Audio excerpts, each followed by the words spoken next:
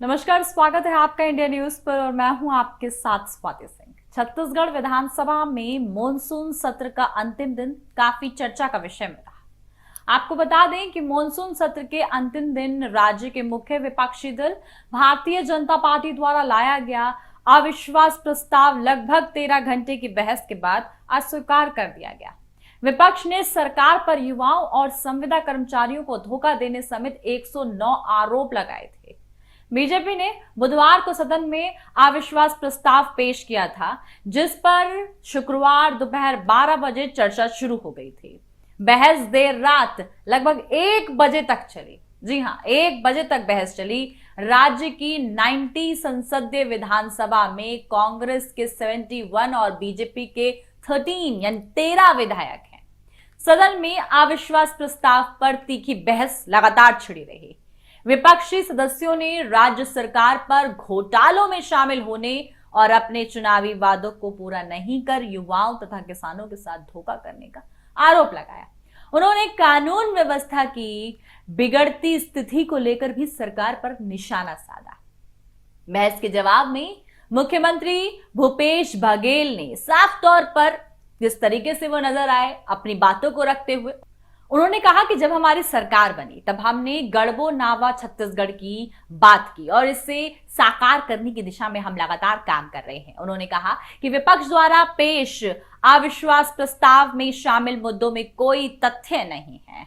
प्रजातंत्र में विपक्ष का अधिकार होता है कि वह अविश्वास करे। सत्ता पक्ष के पास भी मौका होता है कि वो अपनी बात रखे। इन्होंने 109 आरोप लगाए हैं, पर उनके समर्थन में कोई तथ्य नहीं है।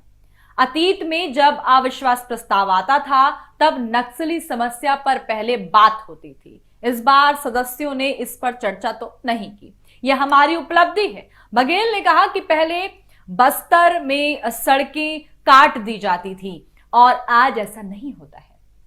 पिछली सरकार ने जो स्कूल बंद करा दिए थे उन्हें हमने शुरू किया। पहले उस क्षेत्र में राशन पहुंचाना भी एक टेढ़ी खीर सा था और अब यहां कितना आसान सा नजर आता है।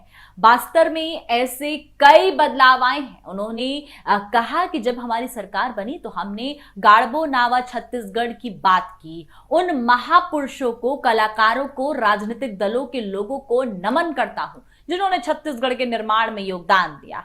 परिवर्तन केवल सत्ता के लिए नहीं होना चाहिए, ये लोगों के जीवन के लिए होना चाहिए। इसलिए परिवर्तन की मशाल लेकर हमारे नेता परिवर्तन यात्रा पर निकल चुके हैं। आज हमने किसानों की जिंदगी बदली है। बस्तर सरगुजा के परिवर्तन हुआ है और महिलाओं के जीवन में बदलाव आया है।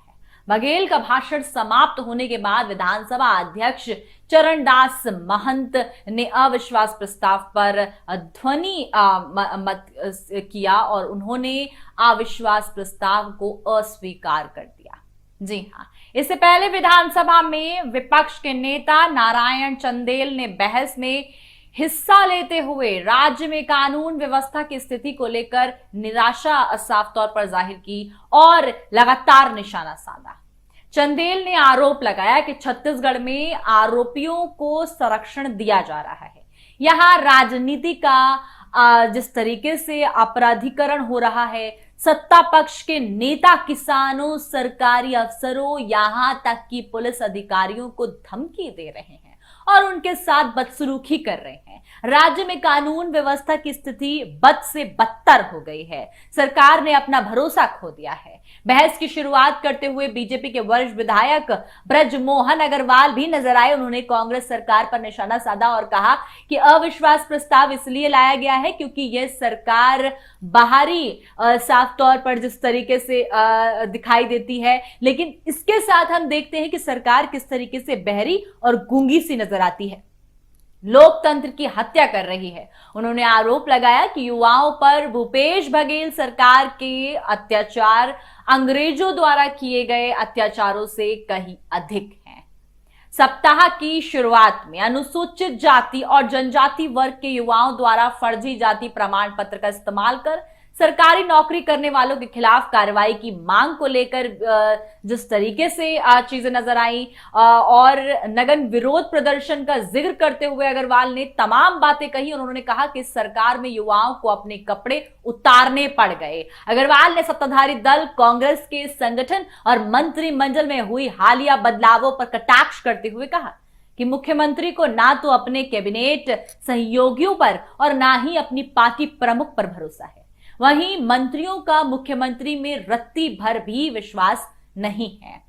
अग्रवाल कांग्रेस नेता मोहन मरकाम को प्रदेश अध्यक्ष पद से हटाने और मंत्री प्रेम साय सिंह टेकाम को मंत्रिमंडल से हटाकर मरकाम को मंत्रिमंडल में शामिल करने का जिक्र कर रहे थे। इस दौरान अग्रवाल ने कथित शराब घोटाले समेत भ्रष्टाचार को लेकर भी कांग्रेस सरकार पर निशाना साध दिया। यहां तक कि विपक्ष द्वारा लगाए गए अविश्वास प्रस्ताव पर चर्चा में विपक्ष और सत्ता पक्ष के विधायकों तथा मंत्रियों ने भाग लिया। चर्चा के दौरान कई बार सदन का माहौल गरमाया हुआ नजर आया। जिस तरीके की बहसबाजी निशाने पे निशाने साफ तौर पर किए जा रहे थे, बयान पे बयान दिए जा रहे थे, माहौल बेहद बिगड़ा हुआ नजर आया और 1 बजे तक लगातार बहस चलती रही। छत्तीसगढ़ विधानसभा का मॉनसून सत्र इस साल का अंतिम आपको बता दें कि सरकार का अंतिम सत्र है और अविश्वास प्रस्ताव के अस्वीकृत होने के बाद विपक्ष के सदस्य सदन में वापस आए और सत्र समाप्ति पर विधानसभा अध्यक्ष के साफ तौर पर उन्होंने हिस्सा लिया। ऐसे में किस तरीके से ये पूरी बहस छुड़ी, एक पूरा परिणाम साफ तौर पर निकल कर आया इस बहस के छिड़ने के बाद कि किस तरीके से एक जो प्रस्ताव रखा गया था उसे भी निरस्त कर दिया गया। तमाम जानकारी के लिए आप हमारे साथ बने रहें और देखते रहें इंडिया न्यूज। धन्यवाद।